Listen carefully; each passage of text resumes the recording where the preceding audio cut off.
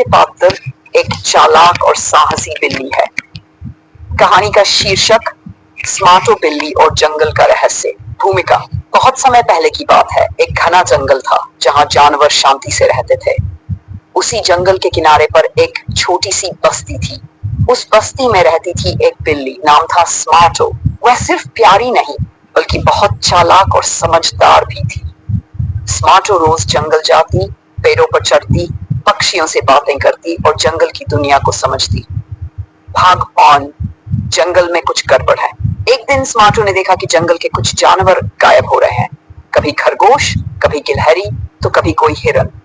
सब डरने लगे थे, लेकिन कोई नहीं जानता था कि यह सब हो क्या रहा है।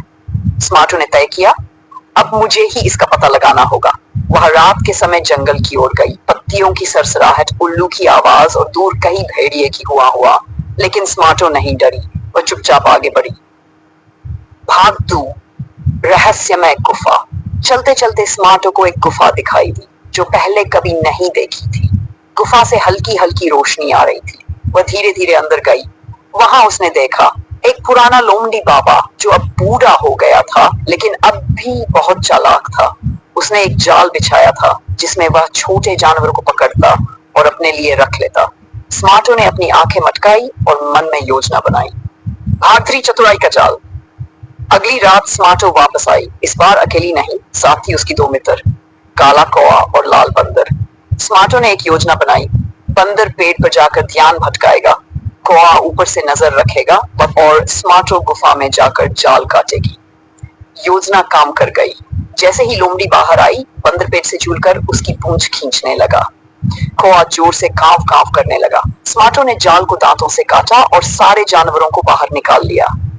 जब तक लोमड़ी वापस आई, सब जानवर आजाद थे। लोमड़ी बाबा, अब तुम्हारा चालाकी का जमाना आ गया। अब जंगल में कोई डर के नहीं, दोस्ती के साथ रहेगा। भाग जंगल की रानी। अगले दिन जंगल में सभा हुई। सभी जानवरों ने स्मार्टो की बहादुरी और बुद्धि की खूब तारीफ की। बूढ़े हाथी ने कहा, आज से स्मार्टो होगी हमारे जंगल की सलाहकार।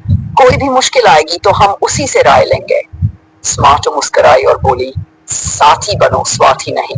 यही है जंगल की असली खुशी। चालाकी अगर भलाई के लिए हो तो वह सबसे बड़ी ताकत बन जाती है। मिलजुल कर काम करने से कोई भी मुश्किल हल की जा सकती है। डर से नहीं, समझदारी से जीत मिलती है। अगर